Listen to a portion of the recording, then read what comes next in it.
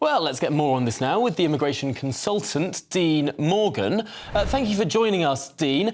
This is interesting. Rishi Sunak today trumpeting this high-skilled, high-potential visa stream. He had much less to say about low-skilled migration. I suppose it would be philosophically consistent for the government to raise that floor, that income floor that we have in our points-based system. Do you believe that reform is likely? I mean, I don't think it will be, because the problem is that, we've had an increasing number of companies contact us since Brexit to say that they just can't find low, medium, high skilled workers. And obviously, the problem is that there needs to be transparency and there needs to be a public discussion about this, because you can't just turn around and say that we're not going to let in any low skilled because there aren't enough baristas and people to work in pubs and things like that. But then at the same time, the news is also reporting there's 2 million people that potentially could work that aren't working. And so what worries me is that the government will lurch from kind of one extreme to another and say, for the headlines, move it to 40,000. But that's going to have a massive impact on companies in the short term, because there needs to be a long-term plan to try and get people back into work. But that should work in conjunction with, the immigration policies. Also, it's all well and good saying we're open to high potential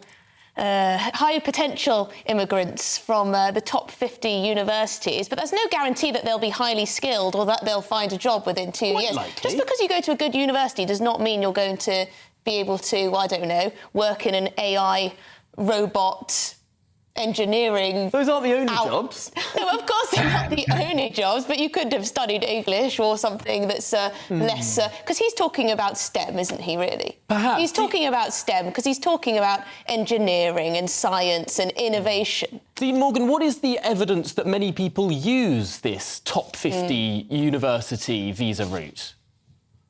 Well, my concern is it's not just academia, academic results and academia that you need. I mean, you need people with practical experience. And so, I have to say that the government's policy post-Brexit is phenomenal if they can pull it off.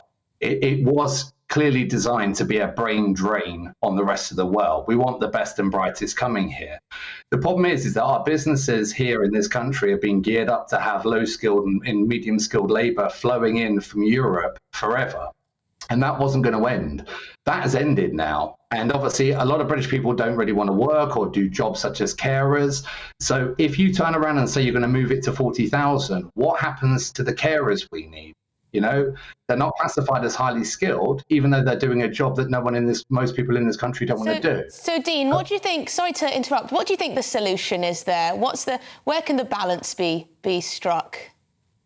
Well, in the short term, we need that skilled labour. Our economy is not exactly doing the best it's ever done, and we need to try and, focus on that side in the short term, which unfortunately means bringing people in that can fill those skill shortages. But at the same time, there needs to be a long-term government effort to try to utilise the people that are already here, Europeans, as well as British and Irish and everything that aren't working, that are capable of work, so that we can try and reduce the number of people coming in, more than it is now. But I just don't see how we're going to be able to sort out the low, medium, high-skilled labour shortages in the short term without using the immigration system to do so for the benefit of everyone's well-being with the economy and future, financial success. Well, perhaps this is where Rishi Sunak's artificial intelligence comes into play.